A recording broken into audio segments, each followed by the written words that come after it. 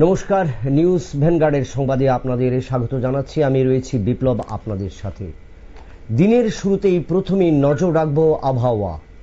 আজকের এই 24 ঘন্টায় রাজ্য এবং রাজ্যের পার্শ্ববর্তী অঞ্চলে আবহাওয়া কি রকম রয়েছে, বজ্রবিদ্যুতের সম্ভাবনা কি রয়েছে কি কোনো ঝড় বৃষ্টির সম্ভাবনা, সমস্ত বিষয় নিয়ে জানবো। আমাদের মধ্যে রয়েছেন আমাদের প্রতিনিধি অঙ্কিতা।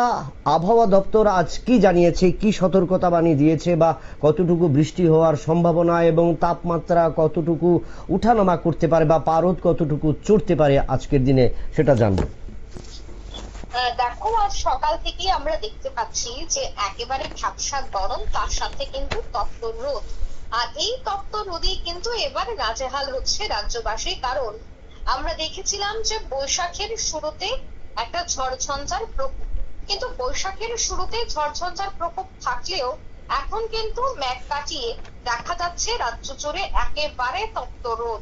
আর মাথার উপর যেহেতু এখন রোদ এবং তাপমাত্রাও যেহেতু বাড়ছে, সেক্ষেত্রে অবশ্যই একটা অস্বস্তি তো রয়েছে।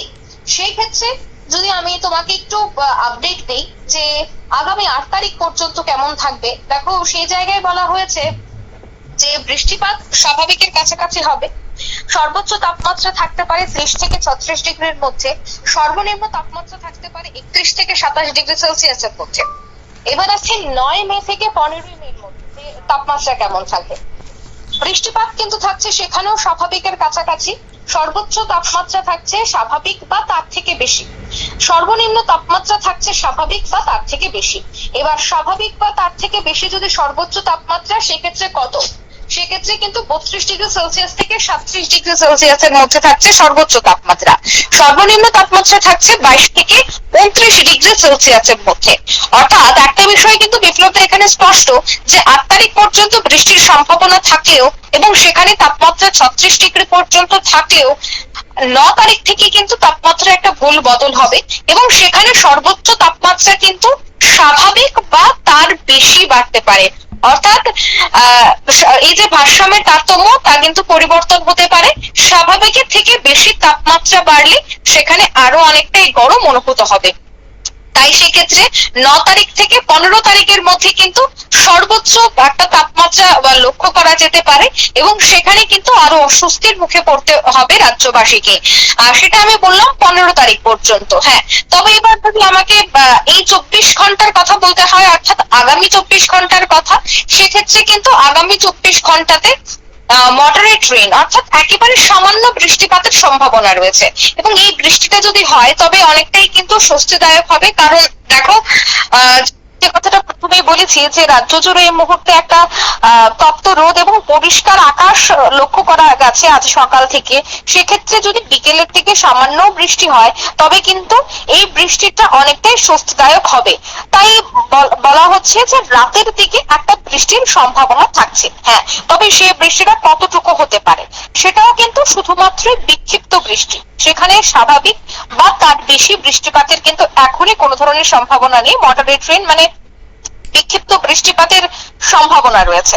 এছাড়া যদি বজ্রবিদ্যুতের কথা বলতে হয়, দেখো প্রায় প্রতিদিনই বজ্রবিদ্যুতের জন্য হলুদ সতর্কবার্তা জারি করছে আগরতলা হাওয়া অফিস, কিন্তু সেই জায়গায় দেখা যাচ্ছে যে রাজ্যে তেমন ভাবে বৃষ্টি বা বজ্রবিদ্যুতের কোনো ধরনের বিষয় কিন্তু আমরা দেখতে পাচ্ছি না। যদিও দেখা যায় সেটা একেবারে অল্প বিস্তর, কিন্তু আগরতলা হাওয়া অফিস যে আপডেট দেয় সেই আপডেটই আমরা আমাদের দর্শকদের সামনে তুলে ধরি। কারণ আবহাওয়া দপ্তরের আপডেট ছাড়া আমরা আর কিছু বলতে পারি না সেই জায়গায়, যেহেতু সেখানে তারা সবটা বিষয় পর্যবেক্ষণ করে। তাই তাদের আপডেটটা নিয়েই আমরা আমাদের দর্শকদের সামনে তুলে ধরি, কিন্তু সেই জায়গায় দেখা যাচ্ছে যে আপডেট দেওয়া হচ্ছে সেই আপডেট অনেক ক্ষেত্রে মিলছেও না।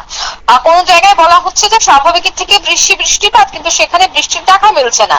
কখনো দেখা যাচ্ছে যে হলুদ সতর্কবার্তা, বিশেষ করে গতকাল আমরা দেখেছিলাম হলুদ সতর্কবার্তা, সেক্ষেত্রে কিন্তু তেমন কোনো বজ্রবিদ্যুতের আমরা দেখিনি গত 24 ঘন্টায়। যদিও আগামী 24 ঘন্টার জন্য গোমতী, ঊনকোটি, ধলাই, সিপাহীজলা মোট 5টি জেলার জন্য এই মুহূর্তে সতর্কবার্তা জারি করা হয়েছে।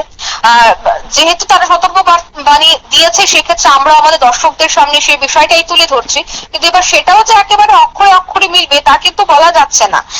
তবে আরো একটা বিষয় জানিয়ে রাখছি যে উত্তর পূর্বে কিন্তু এই মুহূর্তে প্রায় সবকটি রাজ্যেই কখনো মেঘ, কখনো রোদ, কখনো বৃষ্টি, এইভাবেই কিন্তু উত্তর পূর্বের পাহাড়ি রাজ্যগুলির ছবি ধরা পড়ছে। বিশেষ করে যদি আমাকে অন্যান্য রাজ্য, আমাদের পার্শ্ববর্তী রাজ্য পশ্চিমবঙ্গের কথা যদি আমাকে বলতে হয়, সেক্ষেত্রে কিন্তু একই পরিস্থিতি।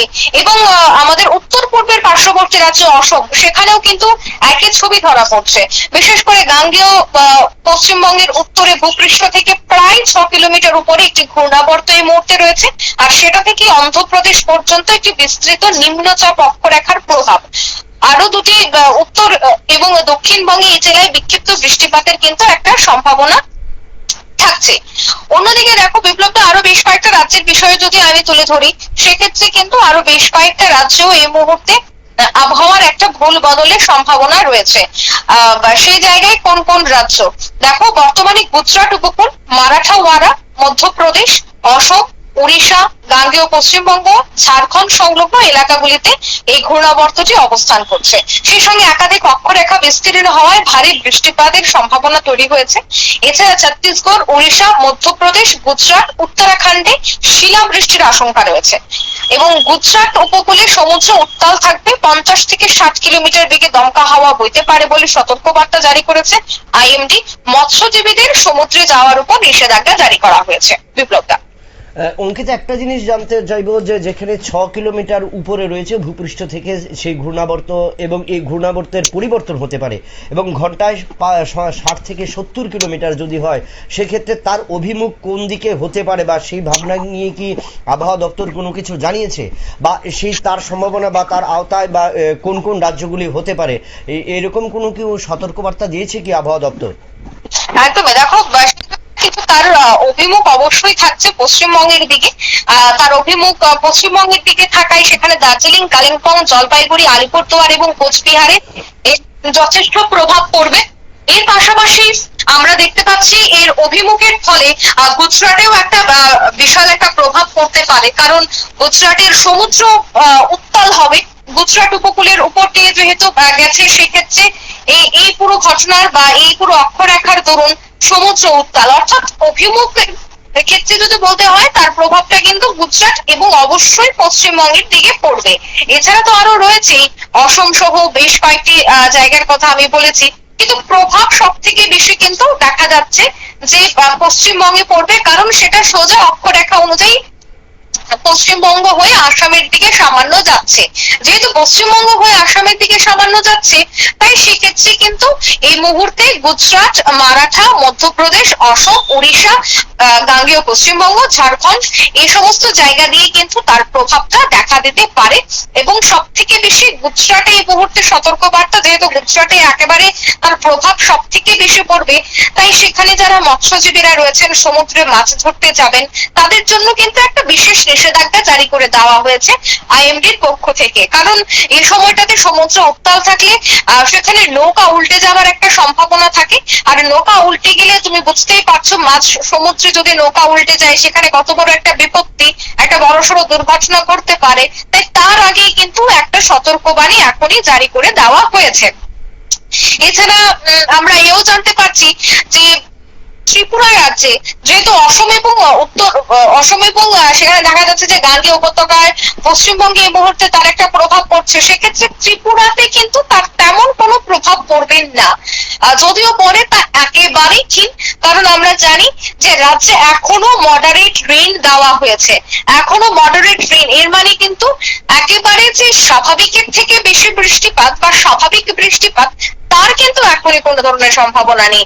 এখন কিন্তু সম্পূর্ণ বিক্ষিপ্ত বৃষ্টি হচ্ছে, এবং 9 তারিখের পর আরো অনেকটাই অস্বস্তির মুখে পড়তে হবে রাজ্যবাসীকে, এমনটাই কিন্তু আগরতলা হাওয়া অফিস থেকে আমরা জানতে পারছি। বিপ্লব, ধন্যবাদ অঙ্কিতা, জানালো যে আবহাওয়া কি রকম থাকতে পারে আগামী 24 ঘন্টায় গোটা ভারতবর্ষ এবং ত্রিপুরা সহ সমস্ত অঞ্চলে কারণ ইতিমধ্যে যেটা যে ঘূর্ণাবর্ত তৈরি হয়েছে ভূপৃষ্ঠ থেকে প্রায় 6 কিলোমিটার উপরে, এবং সেই 6 কিলোমিটার উপরের এই ঘূর্ণাবর্ত বিভিন্ন রাজ্যগুলিতে তা প্রবেশ করতে পারে এবং সাথে রয়েছে দমকা হাওয়া থাকবে, এবং যার কারণে তার অভিমুখ বা গতিপথ পরিবর্তন হতে পারে। সেটা কিন্তু স্বাভাবিক, কারণ আমরা আগেও যে দেখেছি বিভিন্ন ক্ষেত্রে যখন বিভিন্ন ঘূর্ণপাত তৈরি হয়েছিল বঙ্গোপসাগরীয় বা প্রশান্ত মহাসাগরীয়, সেক্ষেত্রে কিন্তু যে বাতাসের ক্ষেত্রে বা তার ঝড়ো হাওয়ার ক্ষেত্রে সেটা কিন্তু অভিমুখ পরিবর্তন হয়েছে। অর্থাৎ আগামী আবহাওয়া দপ্তর যেটা বলেছে যে আগামী জুন মাসে আবহাওয়া বর্ষা প্রবেশ করবে, কিন্তু তার আগে এই ভ্যাপসা গরম বা আবহাওয়ার যে তারতম্য সেটা কিন্তু পরিলক্ষিত হবে সারা ভারতবর্ষের প্রতিটি রাজ্যে।